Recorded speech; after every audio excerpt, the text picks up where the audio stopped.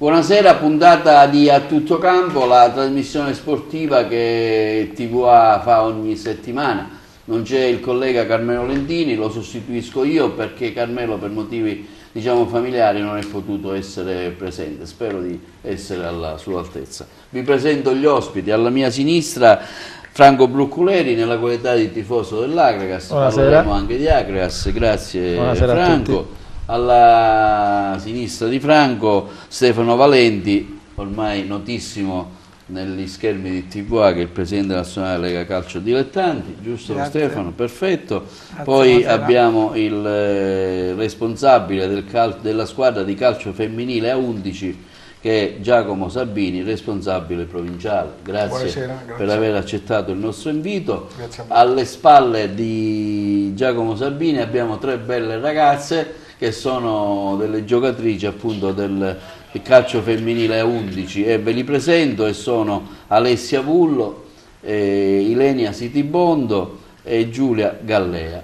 Grazie per aver accettato il nostro invito. Poi abbiamo due dirigenti dell'Atletico Favara, squadra che gioca in terza categoria di calcio. Abbiamo il presidente Silvio Chiara, grazie. Buonasera. Presidente. Buonasera. E il dirigente Sergio Cucchiara. Buonasera. Grazie signor Cucchiara per aver accettato il nostro invito. Allora, grazie. Iniziamo con il presidente. Come presidente mi sembra giusto iniziare con lui, con Stefano Valenti. Allora Stefano, abbiamo una scaletta ricca di tanti avvenimenti. Allora parliamo delle novità, le novità che voi fate solitamente prima di addentrarci nel calcio femminile, cercare di capire un po' quali sono anche le problematiche. Allora, e qual è anche l'attività agonistica per cui abbiamo chiamato? L'attività che noi programmiamo è un'attività a 360 gradi, perché le nostre linee sono per quanto riguarda la terza categoria, il nostro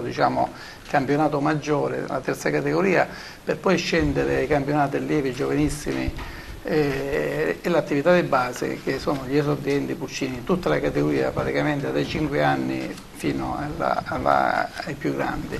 Però oltre all'organizzazione dei campionati in sé per sé, i tornei che sistematicamente si organizzano ogni anno, noi di volta in volta, di anno in anno, cerchiamo di programmare sempre qualcosa di nuovo, qualcosa che dia la possibilità di fare attività motoria anche ad altri tipi di persone. Per esempio quest'anno, dopo tanti anni, per la prima volta siamo riusciti, grazie anche alla collaborazione di Giacomo Sabini, che è il nostro responsabile provinciale di calcio 11 femminile, e soprattutto grazie alla collaborazione dell'Icata Calcio del Santa Sofia, siamo riusciti a portare una nostra squadra della delegazione di Agrigento a un campionato di Serie C di calcio 11 femminile. Per noi quest'anno è una novità bella, perché finalmente possiamo confermare che anche le ragazze possono praticare calcio nella nostra provincia, e oltre a questo diamo anche un altro segnale, che il calcio a 5 femminile amatoriale nella nostra provincia è partito pure questo campionato con 5 squadre, e l'attività che noi continuiamo a proporre, poi magari ne parleremo più tardi, anche in occasione della festa delle donne. Ci sarà un altro appuntamento all'Esteneto giovedì prossimo, dove in una manifestazione sportiva, la quarta edizione di Donne in Campo, dove sono interessate non le squadre ma gli istituti di Agrigento, gli istituti superiori di Agrigento, dove in quell'occasione, in occasione della ricorrenza della festa della donna, noi daremo la possibilità di far vedere a tutti che anche il gioco del calcio per le donne è un gioco apprezzabile. Quindi è una manifestazione dedicata alle donne, sì, alle ragazze. Noi la festeggiamo nel miglior modo possibile per le nostre caratteristiche, quelle del giocare a calcio. Beh. E poi in ultima analisi devo dire che diamo anche ampio spazio non solo all'attività giovanile per quanto riguarda i bambini, le attività di base, ma anche alla formazione. Tra l'altro abbiamo appena terminato dei corsi di formazione in formazione per maestre. Abbiamo anche un servizio che poi proporremo, la regia lo può cominciare a preparare. Quindi è in programma un corso per allenatore di UEFA C, riservato a tutti coloro che vogliono partecipare a prendere un titolo per poter lavorare con un'abilitazione specifica con i bambini. Questa è la nostra attività possono che facciamo. Partecipare anche le donne? Possono partecipare le donne sicuramente, ma è aperta a tutti, dai 18 anni a salire. Bene, Giacomo Sabina, allora parliamo di questa squadra femminile di calcio a 11. Tu sei il responsabile, che tipo di difficoltà incontrate? Difficoltà, come si affronta? Appunto? Le difficoltà sono quelle appunto della prima esperienza, quindi difficoltà di organizzazione, ma alla fine stiamo facendo una bella esperienza, un ottimo campionato. Tra l'altro le ragazze mi stanno dando tanta soddisfazione, tanto impegno, tanta volontà.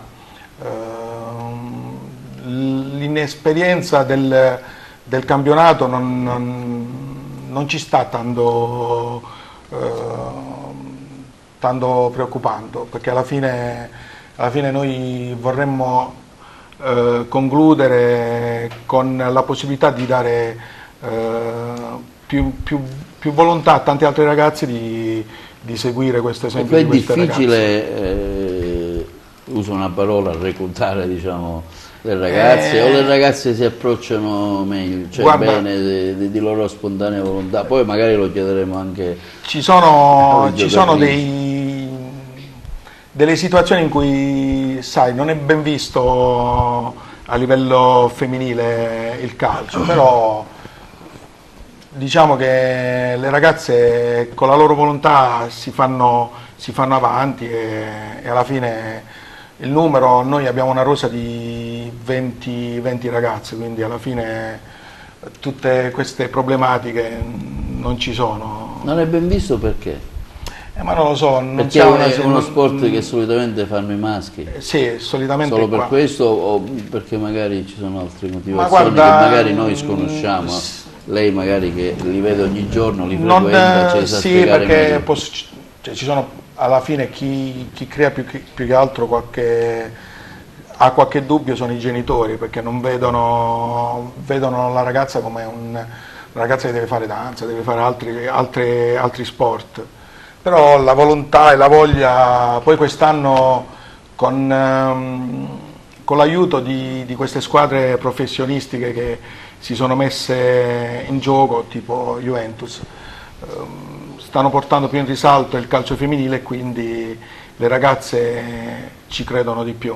E allora passiamo il microfono, se gentilmente dà il microfono, iniziamo con Alessia. Alessia, allora, cosa ti ha spinto a scegliere il calcio femminile? Poi, intanto questa domanda, allora, poi le altre è una vediamo. passione che mi viene dietro, diciamo, da quando ero piccola. Ho iniziato da piccola, ho staccato, mi sono ritirata 5 anni fa perché ho intrapreso la danza sportiva, però quest'anno, grazie alla maglietta delicata, la storia che ha dietro, ho deciso di ritornare. Infatti bene. Faccio tutti e due, però il cuore va sempre al calcio, anche se la danza è l'altra mia passione, ma il calcio è la prima e quindi la cosa più importante. Ilenia, invece, da parte tua, cosa ti ha spinto a cimentarti in questo sport? Anche per me, diciamo, la stessa cosa. Ho cominciato a fare calcio da circa 2 anni che faccio calcio e tutto bene, è una bellissima squadra, ci sosteniamo a vicenda e va benissimo, tutto a posto. Invece ora sentiamo Giulia Callea. Cosa ti ha spinto perché insomma hai scelto di giocare il calcio femminile? Prima di tutto perché comunque ho sempre avuto 2 fratelli, quindi ho sempre praticato questo sport anche, cioè, così, giocando con loro, quindi mi è sempre piaciuto. E l'ho cominciato a fare all'età di 13 anni circa, perché comunque non c'era nessuna squadra nel mio paese. Ho cominciato a giocare a calcetto, ho fatto 4 anni di calcetto e poi quest'anno comunque ho voluto provare appunto il calcio a 11 e mi sono iscritta appunto a Licata Calcio perché mi è piaciuta come squadra in generale. Per parlare di quello che diceva Giacomo, la famiglia ti ha aiutato oppure ci sono state un po' delle titubanze? No, assolutamente, la mia famiglia ha sempre sostenuto comunque, diciamo, le mie idee o comunque, diciamo, tutti i miei vizi in un certo senso, quindi non si sono mai creati problemi o altro, non si sono mai opposti a quello che ho voluto fare, anche perché è un bello sport e gli piace averlo, che io lo Lei, il rapporto con la famiglia com'è? Cioè dico, è stata propensa? Sì, anche loro ovviamente adettavano questa nessuna scelta, difficoltà, sì, quindi sì, tranquillamente. la stanno smentendo comunque. No, ma in effetti non invece Alessia. Vabbè, anche dalla parte mia onestamente, perché comunque faccio sia il femminile che in questo caso anche quello che è visto come maschile, soltanto maschile, però senza alcun problema, perché sono l'unica, siamo tutte femmine, quindi fa piacere avere una ragazza che va dal lato maschile nonostante... Vabbè, allora, possiamo lanciare un messaggio ai genitori delle famiglie che magari non appoggiano questo, no? Loro sono fortunati perché le famiglie l'appoggiano, ma possiamo dire che ci sono anche famiglie che non appoggiano le ragazze quando intraprendono il gioco del calcio. Te lo dico perché generalmente da piccolini, 5, 6, 7 anni, magari partecipano, giocano, poi quando incominciano a crescere pensano che sia un gioco più maschile che femminile, quindi non li incoraggiano. E invece dobbiamo dire che dobbiamo incoraggiarla a giocare a calcio, perché giocare a calcio tra l'altro fino all'attività giovanile, fino ai 12 anni, possono giocare assieme a maschi e femmine senza nessuna distinzione nella stessa squadra. Ma ci sono squadre miste? Sì, anche noi qua da Agrigento, in Vicchita Maggio ci sono 2 ragazze che giocano, un'altra a Santa Sofia ci sono pure ragazzine, poi nell'attività di base adesso aumentano ancora di più le bambine che giocano con i propri compagni a 8 anni, 10 anni. Poi chiaramente superando questa fase la famiglia magari c'è ancora questa tendenza a fare dirottare, diciamo, la passione verso altre attività, e noi vogliamo dire, invece incoraggiamo le ragazze che amano il calcio che giocano, perché è sempre uno sport, tra l'altro poi si cimentano con le ragazze, quindi diventa uno sport solo femminile, quindi si ha un confronto con le altre ragazze, e il gioco del calcio come l'attività è sempre... Giacomo parlava di squadre di Serie A della Juventus, in Sicilia come siamo combinati invece? In Sicilia ancora... In Sicilia abbiamo, quali sono abbiamo 2 squadre, serie, sì. Abbiamo 2 squadre in Serie B, quindi abbiamo il Nebrodi, Capodorlando, e il Catania. Poi il nostro campionato, ad esempio, c'è la Ludos, che è una squadra che praticamente ha vinto tutte le partite, ed è una squadra comunque da categoria superiore. Serie A niente. Chi sono le squadre di Serie A? Serie A, così, anche per dirne qualcuno, oltre alla Juventus. Ma anche perché con le nuove regole della FIGC, quindi già quasi tutte le squadre professionistiche, Juventus, Inter, Milan, Napoli, hanno una squadra femminile, quindi è prossimo sicuramente un campionato parallelo, quindi quest'anno la Juventus è entrata con un'immagine totalmente diversa da quelle che erano gli anni passati, quindi un'immagine di una squadra femminile professionistica a tutti gli effetti, dove comunque hanno le stesse più o meno la stessa più o meno visibilità, non così come la Juventus. Danno un'immagine sì, molto professionale. Molto professionale. Sì. Quindi, tra l'altro, al primo anno già sta vincendo il campionato, e quindi la Juve è normale. Sì. In effetti comunque sta dando un esempio a tutte le altre società, e quindi ci stanno andando tutte dietro. E quindi si stanno un po' uniformando, insomma, a dare quel... praticamente tutte le squadre della Serie A hanno la propria squadra di calcio femminile.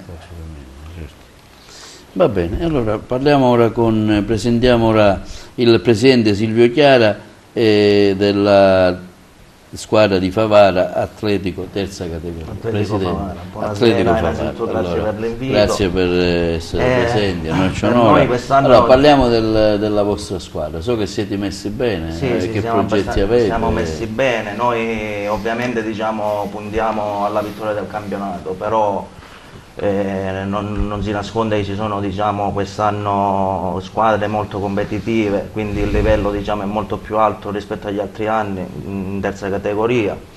Per noi però fino adesso stiamo diciamo espletando un campionato abbastanza positivo con degli ottimi risultati. Siamo un bellissimo gruppo, siamo diciamo prima che giocatori siamo proprio una famiglia.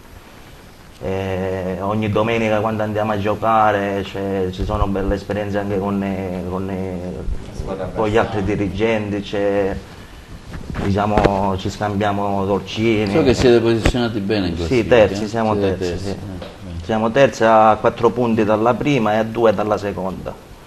Però abbiamo ora 2 scontri diretti in casa, quindi diciamo speriamo bene. Sergio, allora parliamo di questa esperienza, lei è dirigente della squadra, riuscite insomma a coinvolgere anche il pubblico, il tifo? Sì, anche perché a se Favara, si avvicina al microfono. Anche perché a Favara non siamo l'unica realtà, c'è il Pro Favara, quindi... No, io dico la vostra squadra. Lo so che il Pro Favara è seguito, dico, ma voi riuscite ad avere un vostro pubblico, dicevo, un vostro seguito, dico, ecco.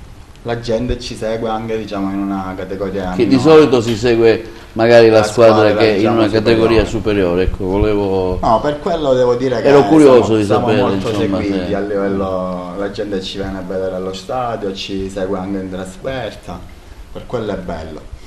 E come diceva prima Silvio, pure volevo congratularmi anche con il presidente Stefano Valenti, perché quest'anno diciamo il livello qualitativo del torneo è molto alto, sia a livello di tecnica che a livello anche di organizzazione. Ci sono state molte diciamo anche riunioni con l'AIA e anche il presidente Valenti gira diciamo i campi di calcio seguendo gli allenamenti. È molto bello, si vede. E chissà, magari riusciremo a fare anche una squadra di calcio femminile, no? Assolutamente sì. Presidente, che dice lei? Ci riusciamo? Ma io spero che a Favara si possa anche fare Favara è una città squadra abbastanza grossa. Una squadra, sì, è un centro grosso, anche perché, come diceva l'amico Sergio, loro hanno anche il loro pubblico, perché non dimentichiamo che mentre Favara Calcio è una società d'eccellenza dove è seguita sempre da un pubblico diciamo, appassionato a calcio da tanti anni, questa categoria invece è seguita dai propri familiari, perché sono tutte gente di Favara, tutte ragazze del luogo, quindi gli amici, le fidanzate, diciamo i fratelli, i familiari sono sempre al seguito della squadra, e questo fa sì che la domenica quando giocano, io sono andato a vedere anche qualche partita, c'è un pubblico abbastanza numeroso per la categoria che segue la squadra. A questo voglio ringraziare Sergio. Prego, basta che si avvicina al microfono, però la gente a casa non è la prima esperienza. Prima diciamo qualche anno fa avevamo anche il Fabaria come società, e di anno in anno si vedono diciamo i miglioramenti anche a livello di organizzazione. Beh, riuscite a far quadrare i bilanci, Presidente?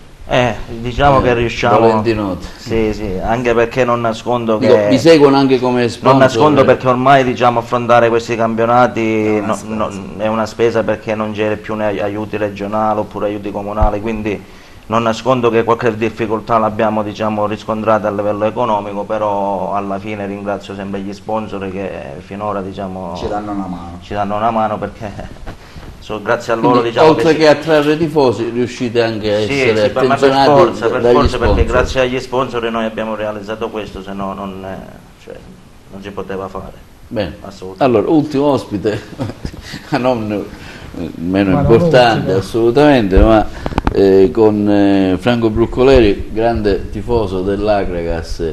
Mi pare che Akragas insomma continua a perdere, anche ultimamente abbiamo perso, domenica. Ormai non si contano più le sconfitte. Ma come mai?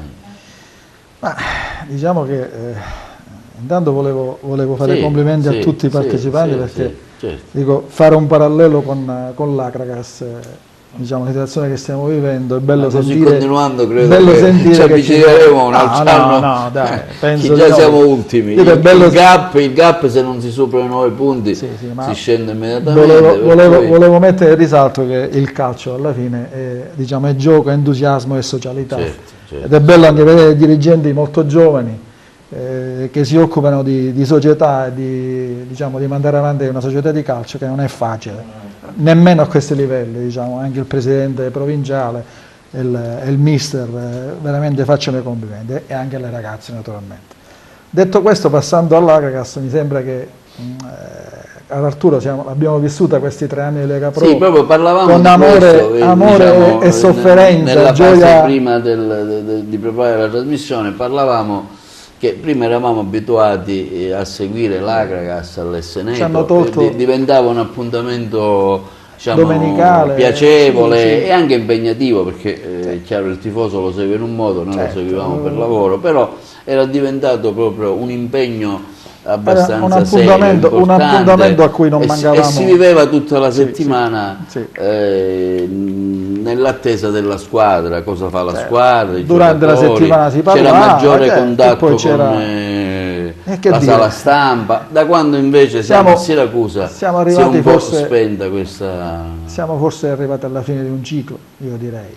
Abbiamo vissuto questi 3 anni, diciamo che all'inizio, magari il primo anno, pensavamo che era, diciamo, un tono minore, invece è stato l'anno, diciamo, più bello, più entusiasmante, e via con il terzo anno che sta avendo un epilogo, diciamo, molto ma molto difficile e sofferto per noi tifosi. Non lo so, quest'anno mi sembra che ci sia, come si dice, una inevitabile retrocessione, che alla conclusione di questo, diciamo, di questo ritorno dopo 30 anni di Lega Pro, diciamo, nessuno di noi tifosi immaginava che ci sarebbe stata una conclusione in questa maniera. Però voglio dire, dobbiamo essere fiduciosi, prendendo spunto dall'entusiasmo di chi viene dopo e di chi, diciamo, fa a livelli, diciamo, minori, che ci sarà qualcuno che terrà sempre in alto la società e la maglia dell'Agragas. Allora, io, giusto per importanza di serie, non per altro, c'è un servizio che vi proponiamo, fatto dal collega Lello Casesa, dove fa il punto un po' della situazione dell'Agragas. Se la regia gentilmente ce lo manda in onda, così, diciamo, vediamo appunto le ultime notizie. Un momento delicato e difficile per il futuro dell'Agragas, una situazione sul filo di lana che vede la squadra biancazzurra in grandi difficoltà dopo gli ultimi risultati con il Lecce ed un'equipe tra giocatori, dirigenti e staff demotivati e preoccupati. Un quadro allarmante che allontana i tifosi e gli agrigentini dallo stadio dopo i risultati in campo e la situazione in classifica complicata e difficile. Il tecnico di Napoli in una conferenza stampa ha spiegato le ragioni del risultato, cercando di giustificare la squadra ed il ruolo dei suoi giocatori, imprimendo ottimismo e fiducia allo spogliatoio. Altra questione dolente riguarda la trattativa con gli iraniani. Ad oggi nessuna decisione è stata assunta da parte loro e la burocrazia continua a rallentare tutto, rischiando di far naufragare la già complicata classifica dell'Agragas. Dal punto di vista calcistico sono troppi punti di distacco dalla zona play-out, con la sempre più probabile penalizzazione ancora da quantificare. La retrocessione è dietro l'angolo, ma ciò che fa paura è il futuro della squadra e la sua fuoriuscita dallo sport professionistico agrigentino.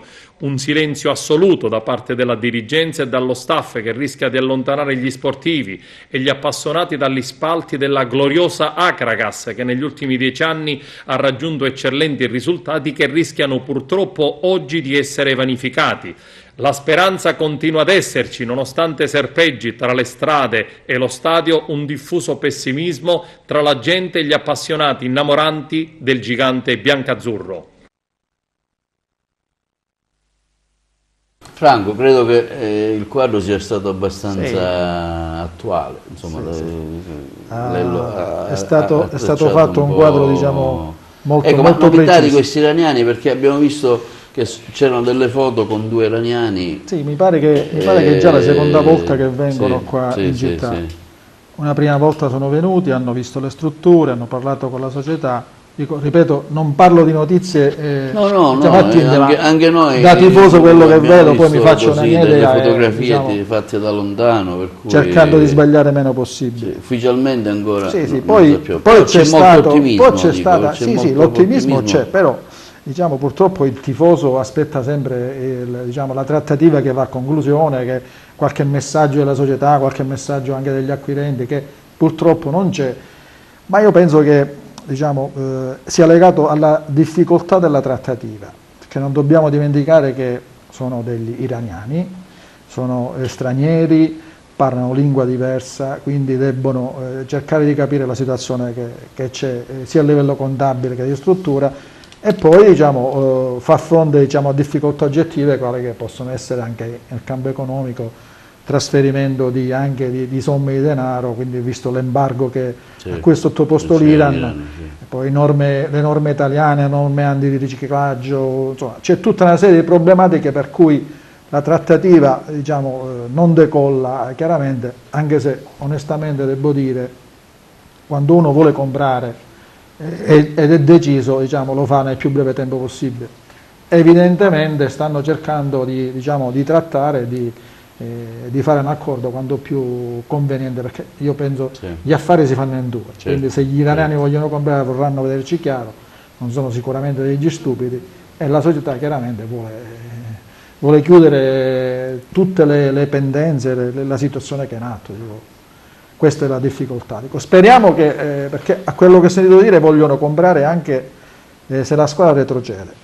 Questo potrebbe essere anche un lato positivo, perché diciamo, potrebbe essere evitabile la retrocessione. Un motivo in più per rilanciarlo. Per rilanciarci anche invece con più calma. Una domanda a breve, poi continuiamo nelle altre, a sentire gli altri. Ecco, questi risultati negativi che arrivano così in continuo, dico, con tutta la stima e l'affetto che abbiamo di Napoli, lo sosteniamo perché ha sorretto anche la squadra in momenti difficili, perché dico, sono stati momenti difficili. Non dimentichiamoci, dico, insomma, l'anno scorso siamo arrivati. Non sono un tecnico, però dico, ma neanche io. Poi magari lo chiediamo al Presidente, che è una formazione un po' magari al mister, perché potrà rispondere sul fatto.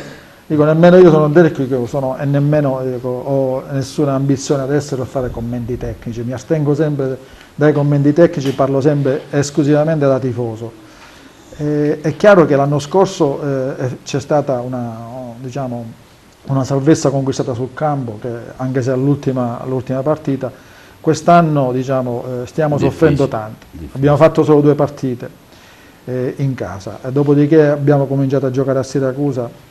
Chiaramente non è facile per una squadra, diciamo, né per nessuna squadra, giocare senza pubblico, senza il supporto dei propri tifosi, non c'è tranquillità, diciamo, è andata scemando, diciamo, secondo me la situazione. Ora, dopo 18-19 sconfitte, quelle che sono, chiaramente non so a che punto servirebbe un'ulteriore scossa, che magari diciamo, è un mio giudizio personale, un mio pensiero personale. Una scossa poteva essere data prima, avrebbe avuto un senso. Adesso a cose diciamo, fatti irrimediabili, non so. Ci sono state anche nei tifosi ultimamente, visto gli striscioni che ci sono stati chieste gli striscioni ormai contro Silvio Alessi non vanno più notizie. Sì, sono all'ordine del giorno, anche se ogni settimana ci sono striscioni, eppure dico, certo, ci ha permesso dobbiamo dare merito assolutamente, io l'ho sempre detto che in un mare in tempesta ci ha riportato anche con fondi propri, ma ci ha portato diciamo, anche se non da solo, con la dirigenza agrigentina, ci hanno portato il Lega Pro dopo 30 anni. Questi 3 anni sono stati difficili, lui è rimasto da solo, agrigentino, socio agrigentino, con il socio, coincidenza delicata. La situazione poi è sfuggita di mano, non sono riusciti ad andare avanti, è rimasto di nuovo solo Silvio Alessi, però almeno una cosa dobbiamo dargli atto, che ci ha permesso di arrivare al Lega Pro e di rimanerci in questi 3 anni. Certo, però gli stipendi sono stati pagati tutto, fino diciamo, scadenza. Il discorso tecnico, secondo me, chiaramente non lo so se è un segnale diciamo, di dimissioni o di di voler dare modo alla squadra di prendere un altro tecnico possa servire in questi casi, magari il mister potrà essere più preciso. Come la vede lei l'Agragas? Guarda, io non... Da un punto di vista tecnico anche, così... Ma credo che la situazione spesso non è solo l'aspetto tecnico, spesso la squadra e il mister assorbono tutto quello che c'è intorno, quindi se la situazione a livello societario non è chiara, limpida, tranquilla principalmente, poi ne risente anche tutto l'ambiente. Però questo fatto che la squadra è costretta per via della mancanza dell'impianto di illuminazione a giocare fuori, secondo me è molto determinante, vero? Cioè, quando incide questo? Perché io vedo, prima noi seguivamo proprio la squadra giornalmente, quotidianamente, agli allenamenti, le conferenze stampa, quindi poi le partite si vivevano, il tifo. Ora dico, giocare così in un campo spesso vuoto... Appunto, questo è un segnale che comunque aiuta i calciatori, il tecnico, l'ambiente. Nel momento in cui tutto ciò diventa difficile. Presidente, lei cosa ne pensa di così, un suo parere su questo? Ma io adesso prima facevo il tecnico. Stavo chiedendo all'altro presidente, al presidente della società di calcio, al presidente dell'Atletico. Per dire, c'è una grande squadra, ora si sta trovando in difficoltà perché giustamente la società non è sana, cioè la squadra si rispecchia anche, diciamo, nella società che ha dietro, quindi non lo so, io spero che le cose, diciamo, andranno in meglio, perché è sempre, diciamo, una cosa positiva anche a livello... La squadra del capoluogo. Ma voi ci avete mai pensato magari ad avere ambizioni di vincere il campionato e andare in Lega Pro? Ma le ambizioni ci sono, speriamo che... Dico, voi ci credete? Dico, c'è un progetto Lega Pro da un punto di vista... Ci può essere, dico, un progetto anche da un punto di vista economico? Il nostro intento principalmente è quello di fare un campionato in terza categoria, arrivare magari in prima categoria, ma ambire tipo alla Lega Pro no. Eppure, nella vita mai dire. Certo, se ci sono i presupposti, perché ma a Favara c'è l'impianto di illuminazione? Sì, da poco l'hanno messo, da in gennaio. ogni caso, dico, a Favara tutti ce l'hanno tranne noi. Professionale no, però diciamo non è a norma, non è inagibile, non è agibile, scusa. Però per gli dico, allenamenti. volendo la sera si può utilizzare il campo, però non è professionale. Okay. Presidente, allora di quest'Agragas, giusto per... No, io credo che per noi sia giusto peccato, parlare dispiace del però, nostro argomento, perché l'Agragas è un argomento abbastanza... Però dispiace questa situazione, anche perché io ho visto, andando un po' fuori nelle altre città, ho visto che quasi tutti i campi sono dotati di impianto di illuminazione. Dico, poi mi chiedo come mai piccole città, anche l'altro ieri per esempio, passavo da Cianciana, un piccolo paese, e ho visto che c'erano 4 torri faro, proprio, dico, ma come mai ad Agrigento non si è mai pensato di dotare questo campo? Eppure dico, il credito sportivo, dico, cioè, anche un po' gli amministratori non hanno fatto il loro dovere, no? Io credo che avere uno stadio fornito di impianto di illuminazione omologato risolverebbe tantissimi problemi sia a livello alle società sia a livello ai giocatori, perché ricordiamo che per quanto riguarda le società minori un campo illuminato darebbe la possibilità e dà la possibilità di potersi allenare di sera, perché tanti di questi ragazzi, tantissimi, ecco perché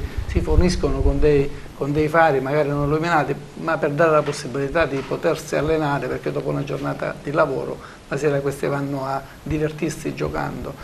Per una società professionista l'impianto di illuminazione invece è un'altra cosa importante, perché potrebbero programmare le gare non nel primo pomeriggio ma in tardo pomeriggio, dando la possibilità anche al tifoso più vicino, perché una cosa è giocare alle 6, alle 6 e mezza, c'è un'emozione una cosa è giocare alle 2, alle 2 e mezza, dove già una persona che si dovrebbe spostare, che so, da Sciacca, da Licata per andare a vedere una partita, è chiaro che dovrebbe partire la mattina se non dando, quindi darebbe la possibilità di avere un pubblico ancora più ampio. Però questa è Purtroppo è una nostra caratteristica, perché giustamente, come ha fatto naturale, tantissime, ma non solo, anche fuori dal nostro ambiente, tantissime società si forniscono l'impianto di illuminazione per avere un qualcosa in più a carico della società. C'è l'impianto di illuminazione, ma non è professione, perché Guarda, non possiamo giocare a Licata perché mi dicevano che non è omologato, mi pare. Il campo. Non è omologato, sì. c'è anche Licata. Ma c'è l'impianto? Sì, c'è un impianto, però non è omologato. Però ricordiamo che Licata ha un passato. Licata è stata in Serie B, ricordo benissimo che noi seguivamo Licata. I tempi cambiano anche le norme, quindi le certificazioni, quindi oggi vorrei dire una cosa sull'impianto di illuminazione, perché molti tifosi, cioè tanti, anche io per un certo periodo, abbiamo scaricato la colpa sulla società. Effettivamente è così, perché è successo, diciamo, in questo contesto, con questa società, in questo periodo, il problema dell'illuminazione. C'era la possibilità di farlo tramite il contributo Enel, si è scelto di non prendere il contributo, di farlo con propri fondi, eccetera. Si è sbagliato, la società ha sbagliato sicuramente, e tra l'altro ha dimostrato pure forse di non credere a un futuro, ma comunque lasciamo stare. Io invece l'idea mia personale è che questo problema dell'impianto di illuminazione va molto ma molto indietro. Io mi sono guardato molti servizi, molti video delle amministrazioni passate, quindi non dimentichiamo che lo stadio è di proprietà comunale. Ci sono state 2 o 3 sindaci prima di quell'attuale che si sono occupati dell'impianto di illuminazione, e sono venuti persino dal credito sportivo, hanno fatto delle visite, cioè i progetti erano pronti, non lo dico io, ma ci sono servizi che chiunque può andare su YouTube a cercarli quindi e vedrà sicuramente. È mancata la volontà politica. Secondo me io darei prima la colpa all'amministrazione che si sono succedute e poi l'ultima alla società. Perché con il credito sportivo a quest'ora ce l'avremmo pagato sicuramente. Vabbè, speriamo che la nuova proprietà dice che lo vorrebbe fare l'impianto di illuminazione. Speriamo. Allora, passiamo a un altro servizio che riguarda un corso di aggiornamento formativo che sono state fatte a Favara in alcune scuole di infanzia e di primaria, la scuola Falcone Borsellino di Favara e l'istituto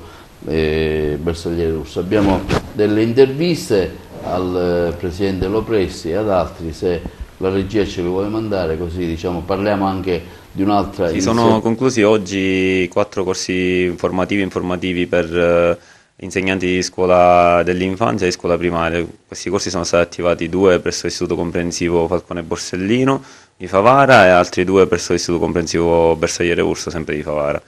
Che dire, ci preme ringraziare in primis i dirigenti che ci hanno dato l'opportunità di portare le nostre conoscenze e metterle a disposizione dei docenti, e un ringraziamento sentito va a tutti i docenti che hanno preso parte a questi corsi. Per noi è motivo di grande soddisfazione ogni volta ricevere gli attestati di stima da parte degli stessi corsisti, i quali anche questa volta ci hanno chiesto di riproporre magari successivamente di nuovo il corso. Che ha questo corso è dovuta al fatto che si può anche in una scuola primaria la mobilità, ragazzi che fanno un minimo cosiddetto educazione fisica, in questo caso sull'attività sportiva del calcio.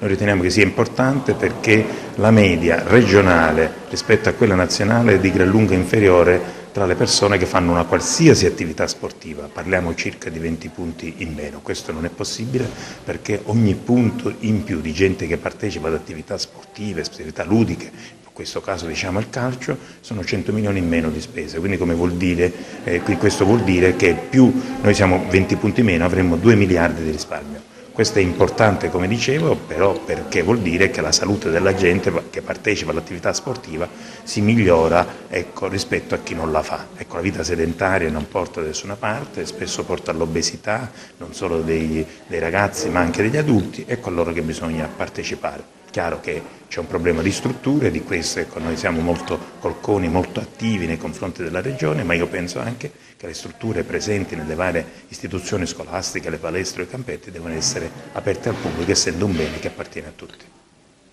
È con grande piacere che per l'ennesima volta torno a Favara, dove i nostri collaboratori regionali Puccio valenti lavorano e lavorano tantissimo nella scuola per far sì che finalmente anche nella scuola primaria si possa avere l'idea di che cosa sia l'attività motoria. Hanno lavorato tanto e i risultati ormai si vedono, e si vedono anche perché c'è la soddisfazione da parte delle insegnanti che finalmente, anche per paura, una volta lasciavano gli alunni seduti al banco anche durante la ricreazione, ormai invece hanno preso coraggio e fanno lavorare i ragazzi, e con le indicazioni date dai nostri tecnici tutto sta andando nel verso giusto, e questo ci soddisfa tantissimo. Ecco, la Federazione Italiana Gioco Calcio, il settore giovanile e scolastico in particolare, desidera questo, desidera che si incominci proprio dall'asilo o addirittura o dalla scuola primaria a fare attività motoria, perché non si vogliono cercare e trovare i campioni del domani, ma si vuol far sì che ormai si combatta intanto l'obesità giovanile e poi la sedentarietà. Gli insegnanti hanno accolto con grande entusiasmo l'idea, insomma, di fare questo corso, e sono rimasti molto contenti, anche perché è molto importante che imparino le tecniche per fare sport all'interno della scuola, soprattutto per quanto riguarda i bambini della scuola dell'infanzia e della scuola primaria. Perché è molto importante che facciano sport i bambini sin dall'età, dalla più tenera età, e che si muovano sia per il bene psicofisico e anche per la socializzazione. Allora, chiaramente i maestri non sono docenti di educazione fisica, hanno bisogno che qualcuno impartisca delle lezioni su quelle che sono le tecniche dello sport. Ecco perché io penso che è stata un'esperienza molto formativa e che pensiamo di ripetere se ci danno la possibilità di rifarlo il prossimo anno. Siamo arrivati alla fine del corso rivolto agli insegnanti della scuola primaria e della scuola dell'infanzia. Con grande entusiasmo, la partecipazione quasi totale di tutti gli insegnanti della scuola primaria e della scuola dell'infanzia, una richiesta fatta da parte di tutti di ripetere l'esperienza formativa, esperienza fatta con entusiasmo, senza stancarsi e senza stancare nessuno. Grazie ai ragazzi che hanno svolto il corso, grazie alla Federazione Italiana Gioco Calcio e in modo particolare al settore scuola.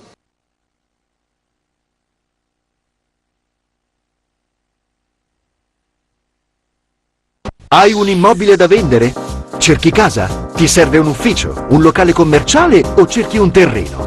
Biro Affare è l'agenzia immobiliare che fa per te, attenta alle necessità di venditori ed acquirenti. Vieni a trovarci a Favara oppure vai sul nostro sito. Troverai assistenza, competenza e cortesia e l'affare immobiliare che cercavi.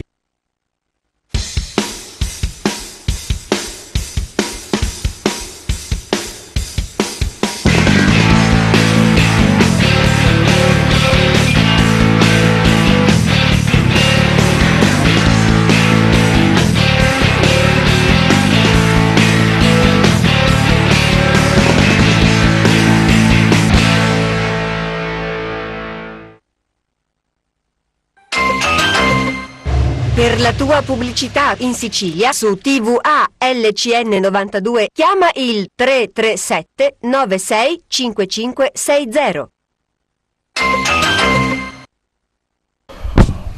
Presidente, allora parliamo di questa iniziativa che, visto che ha avuto plausi da parte degli insegnanti che hanno partecipato appunto a questi corsi, ci spieghi un po' quando è durata l'iniziativa e chi ha coinvolto in particolare? Come dicevo poco fa, il nostro compito non è quello solo di organizzare i campionati e tornei, ma a 360 gradi le nostre direttive sono verso tutti, e per noi questo è un campo importante, quello della formazione e dell'informazione.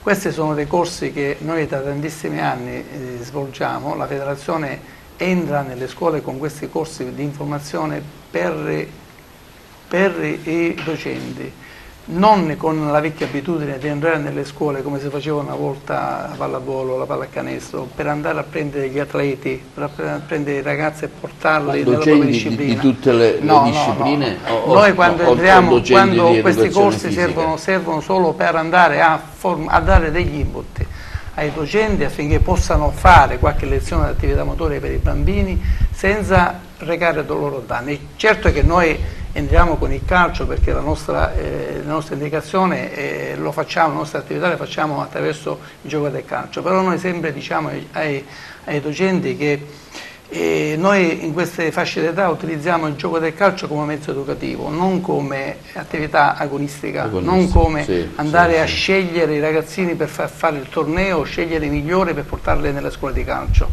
Noi nelle scuole invece entriamo per preparare, per dare delle nozioni ai docenti affinché possano fare attività motoria ai bambini a largo raggio con l'utilizzo della palla. Anche perché con l'utilizzo della palla e con delle attività motorie mirate si può fare italiano, si può fare matematica, si può fare geografia, perché ci sono ormai delle attività didattiche mirate attraverso il gioco del calcio per fare le discipline, le materie che il ragazzo studia. Anche i ragazzi possono partecipare? Sì, no, questo è diretto solo per i docenti. Poi invece ci sono altri progetti dove i ragazzi partecipano, poi quelli sono pure organizzati, sono mirati, sono indetti dal CONI, a cui la federazione pure entra, ma anche noi come federazione facciamo questi progetti per i bambini e li faremo in primavera, come ogni anno lo facciamo, dove prima si chiamavano i valori scendere in campo, mirati e indirizzati ai ragazzi, ai bambini,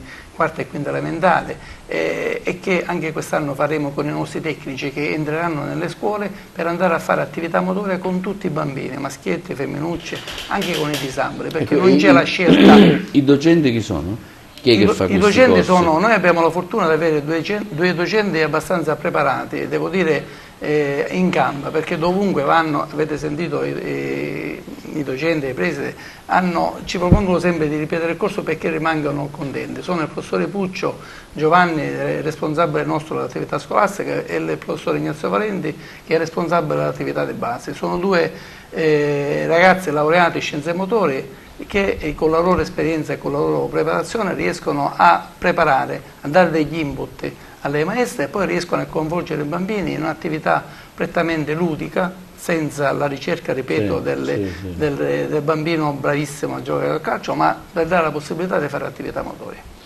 Giacomo, in una squadra quanto è importante questo aspetto, fare anche l'attività motoria, gli allenamenti? Tantissimo. Avete voi uno staff che vi segue in questo senso? Con me collabora anche lui laureato in scienze motorie, Giuseppe Sanfilippo, e poi un ragazzo che è aspirante, in effetti lui parteciperà a questi corsi di UEFA C, che è Vincenzo Morinello. Presidente, voi dedicate, chi nella vostra squadra si dedica a questo, all'allenamento, alla formazione? C'è l'allenatore che è medico anche? No, uno staff medico non c'è, però c'è l'allenatore che faccio questa funge anche domanda da preparatore perché sportivo. ti spiego, volevo dedicare 2 minuti della trasmissione a un fatto che ha interessato il calcio nazionale, purtroppo questo evento luttuoso che ha visto il capitano della squadra Astori. Purtroppo mi sembrava anche bello sentire un vostro commento anche su questa cosa che è successa, insomma parlarne anche noi, perché dico, ne ha parlato tutta l'Italia, si è fermato, c'è stata anche la sensibilità del presidente, di tutte le squadre, dei presidenti, di tanti giocatori. Ecco, come può succedere un fatto di questo, Presidente? Dico, ma io credo che l'attività... C'è stata un'inchiesta aperta dalla magistratura? C'è un'inchiesta aperta, c'è una situazione ancora da chiarire, però resta il fatto che può capitare che la macchina si fermi.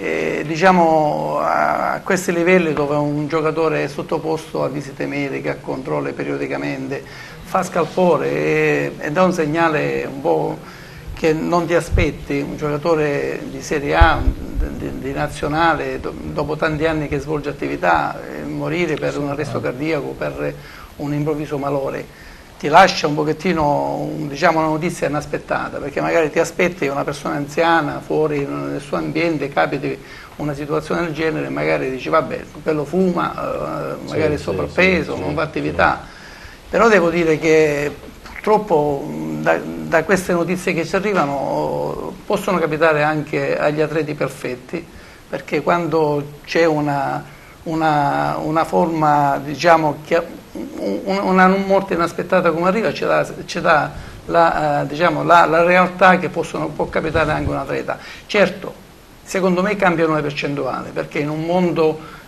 dove c'è diciamo, un'attività sportiva, allora le percentuali che capitano in un caso del genere sono minime, ma capitano. In un ambiente dove, in una percentuale di persone dove non praticano un'attività sportiva, dove fumano, dove c'è un sovrappeso eccetera, magari queste situazioni si verificano ancora più frequenti. Devo dire che la federazione su questo è attenta, perché noi anche nel nostro piccolo rendiamo obbligatorie le visite mediche per l'attività sportiva ai bambini dai 12 anni in poi che praticano attività con noi, ma anche ai bambini piccoli dai 5 anni in poi chiediamo una certificazione medica. Questo è il primo approccio, perché dovrebbe esserci e dovrebbe entrare in ognuna delle famiglie, ecco, dei genitori che si parlava poco fa, anche la mentalità della prevenzione, anche la mentalità dell'andare a sottoporre i propri bambini a delle visite preventive, non aspettare che ci sia il raffreddore per chiamare il medico o per fare una radiografia o per fare un elettrocardiogramma, ma farle preventivamente. Devo dire che la federazione sotto questo punto di vista è attenta, perché, ripeto, è una delle poche federazioni che prima di espletare il tesseramento deve essere allegato obbligatoriamente il certificato medico, se no noi non possiamo fare nessun tesseramento. E credo che sia tutto questo, anche se molte volte siamo presi per una burocrazia troppo pignola nella certificazione, eccetera, però quando poi succedono questi casi ci rendiamo conto che effettivamente è una necessità. E come l'uso dei defibrillatori che è stato messo obbligatorio in tutte le attività sportive, le strutture sportive, credo che sia un altro piccolo tassello che si vuole mettere per la sicurezza e per la prevenzione. La prevenzione in che senso? Avere un attrezzo di questo genere già direttamente nella struttura potrebbe permettere, speriamo mai, di utilizzarlo in casi in cui bastano a volte 2-3 minuti per poter far andare avanti una persona o farla fermare. Ecco, sono delle situazioni che si attenzionano, però ripeto, un episodio del genere fa pensare tante cose e dire, caspita, anche una persona preparata, vuol dire che ci sono alcune cose. Ecco, ieri sentivo l'intervista di un medico specializzato e anche loro non si spiegano come possa capitare, possa succedere una situazione del genere, però realmente, ripeto, le percentuali sono minime in questi casi, però può capitare. Dal suo punto di vista, questo che stiamo parlando. Sono delle situazioni che comunque appunto lasciano pensare, ma allo stesso tempo non danno risposte. Anche io ieri, in questi giorni, non si è fatto altro. Dico, voi attenzionate anche questo aspetto? Sì, è normale. Cioè, anche se dico, non siamo a quei livelli di Serie A dove è chiaro che c'è un maggiore agonismo, un maggiore impegno. Non si è da Serie A, ma bisogna pensare come la Serie A, altrimenti ti trovi spiazzato in determinate situazioni. Quindi all'inizio stagione vengono fatti tutti i controlli per poter appunto tesserare le ragazze in modo che almeno facciano attività in modo sicuro. Certo. Presidente, voi? No, noi pure. Noi facciamo sempre le visite mediche obbligatoriamente e quindi le facciamo. Ci sono dei controlli periodici. Sì. Ci sono dei controlli, diciamo, periodici dei giocatori. C'è la presenza anche di uno staff medico? Sì, c'è pure la presenza del defibrillatore, c'è un ragazzo che ha un corso per manovrare, diciamo, il defibrillatore, perché ci vuole uno che ha un corso, quindi noi siamo attrezzati, diciamo, per queste cose. Perché, come diceva il Presidente, diciamo, non succederebbero mai, diciamo, perché sono cose brutte. Certo.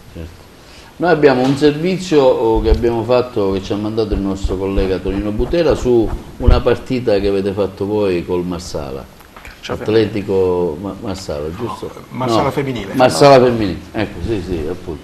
Se lo vogliamo mandare in onda, giusto per fare vedere anche come si gioca, insomma, il gioco femminile.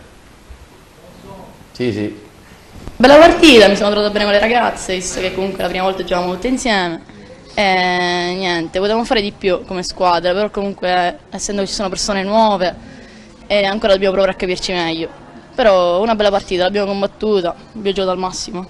Sono felice del risultato, anche se magari meritavamo di più, ma noi abbiamo dato il massimo, non ci siamo fermati un attimo e per essere la prima volta che giochiamo insieme, per me è andata benissimo. Poi l'altra squadra è un'ottima squadra, si conoscono da tanto, è un ottimo gruppo, ma noi ci siamo fatti rispettare e abbiamo dato prova di quello che siamo. Sì, ma 3-0 avete perso. Ma guarda, per noi appunto abbiamo detto... Come mai ragazzi, lì avete perso?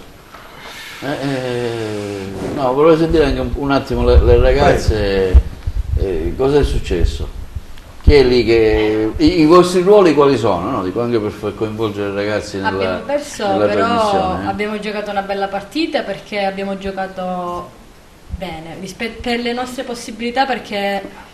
Non dico tanto, ma il 60% della squadra è alla prima esperienza, gente che non ha mai giocato a calcio totalmente, quindi abbiamo fatto, nonostante ciò, una bella figura perché comunque è una squadra abbastanza brava, la squadra che abbiamo scontrato, però nelle nostre difficoltà abbiamo saputo farci valere perché comunque l'andata era andata molto peggio. Sono stati... Quanto avete perso l'andata? 7-0. C'è un miglioramento. C'è un miglioramento. Chissà la prossima magari faremo 0-0. No? Almeno un pareggio. Almeno. Tu che ruolo hai solitamente? Così anche per... Difensore esterno. Difensore esterno. Abbiamo lottato, sono state delle cose in conseguenza degli errori, però nonostante ciò... Abbiamo lottato la squadra fino all'ultimo minuto perché i gol sono stati presi gli ultimi 2 negli ultimi 10 minuti praticamente. Abbiamo tenuto fino all'ultimo, ma poi la squadra ha mollato un po' perché comunque le possibilità erano quelle che erano. Però... Senti Lenia, invece cosa si prova quando si perde così 3-0?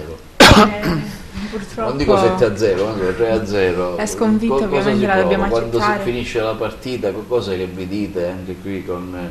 un po' ovviamente ci rimaniamo male, però sempre l'importante è crederci sempre, giocare appunto da squadra e continuare a crederci. Giulia, ma qualche volta avete vinto? Sì. No, dico perché... No, lei da poco. No, allora io gioco con Licata da poco, quindi no, ho assistito a qualche partita, ma non ho avuto ancora modo di entrare in campo. Come siete con posizionati attualmente? Qual è la classifica che avete? Ma io devo dire una cosa, direttore, sì. Al di là della classifica, no, al di là della classifica devo dire, io devo fare i miei complimenti alle ragazze, sì. E ripeto, devo ringraziare le società perché hanno portato avanti un discorso veramente avanguardia per la nostra...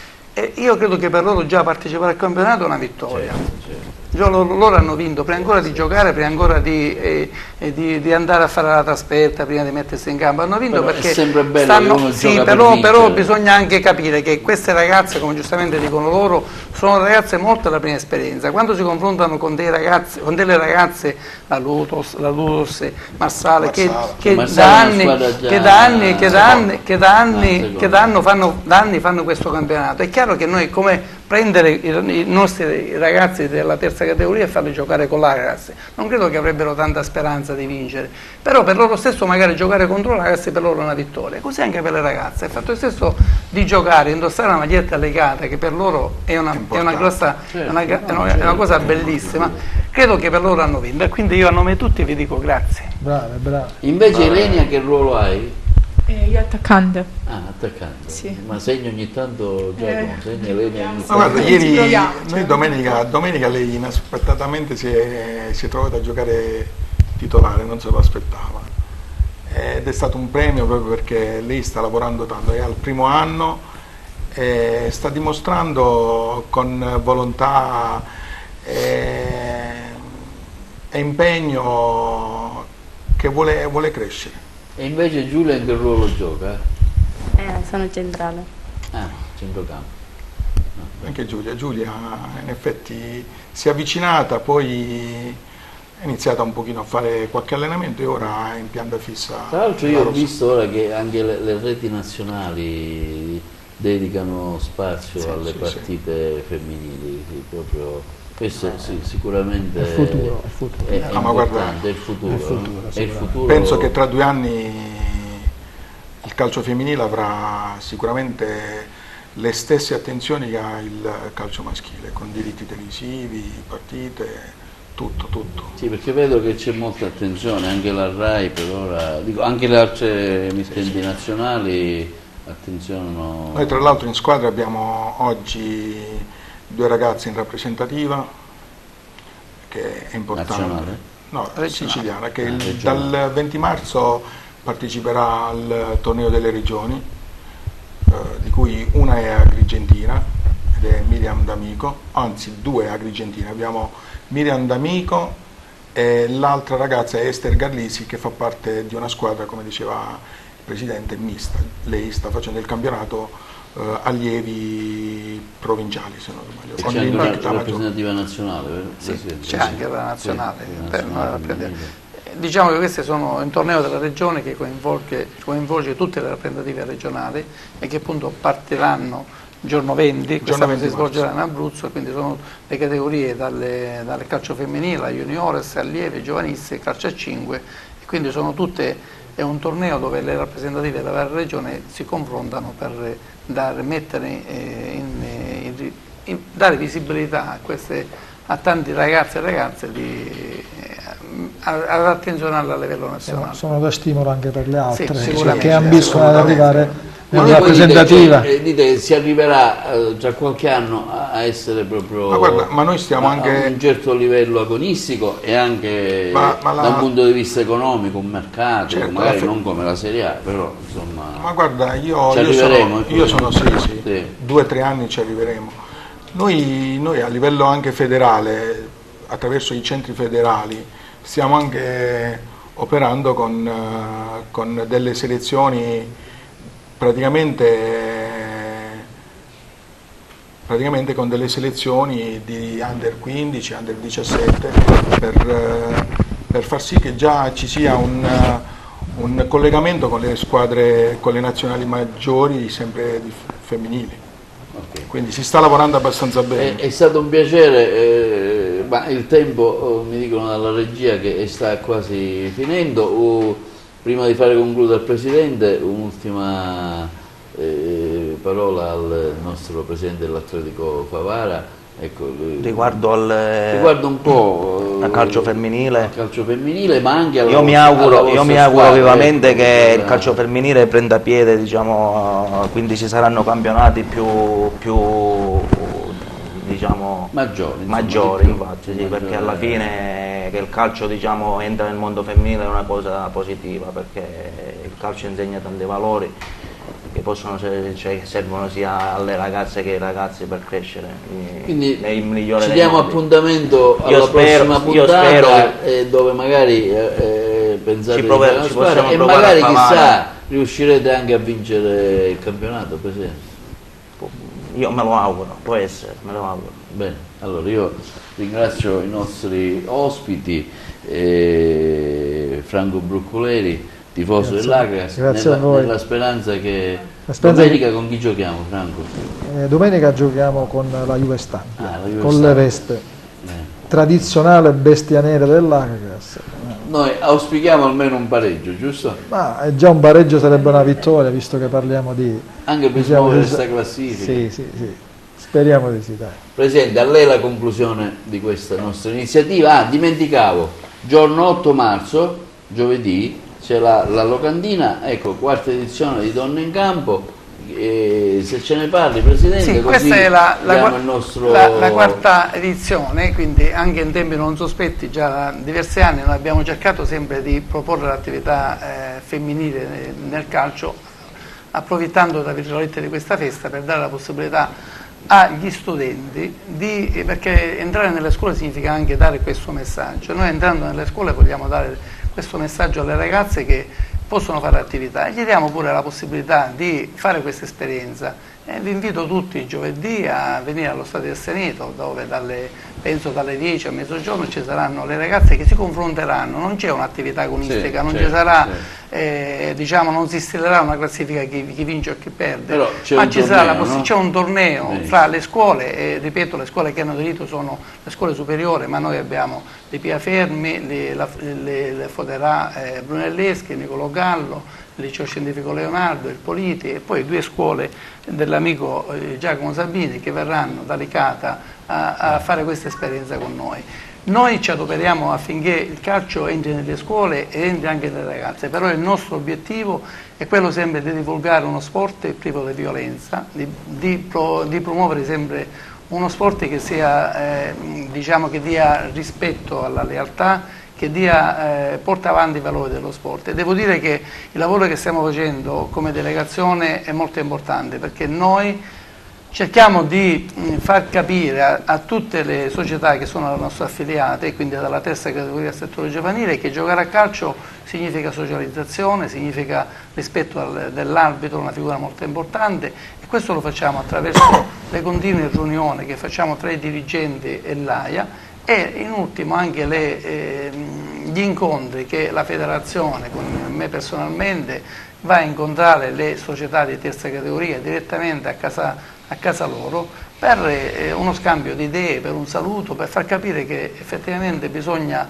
giocare divertendosi e dire no alla violenza. Bene, è proprio finita la trasmissione, ricordo sempre che potete vedere questa puntata di A Tutto Campo che è stata condotta da me in via eccezionale, e il collega Carmelo Lentini lo saluto e speriamo che la prossima puntata, diciamo, risolverà i suoi problemi familiari. Ringrazio Giacomo Sabini, responsabile del calcio femminile A11 di Licata, ringrazio le atlete Alessia Vullo, Elenia Sitibondo e Giulia Gallea, grazie per aver risposto anche alle nostre invito. Facciamo brevemente un appello alle tante ragazze, magari fate un appello magari a frequentare, a fare il calcio femminile, una di voi, così per chiudere. Non avere nessun tipo di paura, perché comunque non c'è nessun pregiudizio, perché come siamo donne fuori dal campo lo siamo anche all'interno del campo. Non entriamo e abbiamo dei capelli corti e vuol dire che siamo altro, siamo donne come fuori dentro il campo. Bene, ringrazio il presidente dell'Atletico Favara Silvio Chiara e il dirigente Sergio Cucciara, nella speranza di averlo ospite a fine campionato e chissà magari festeggiare la promozione, la vittoria. Grazie sempre, ricordo TVA A Tutto Campo, LCN 92 in tutta la Sicilia e Bassa Calabria, e poi questa trasmissione sarà veicolata anche sui nostri social, Facebook e sul canale YouTube e su Twitter. Grazie e una buona serata.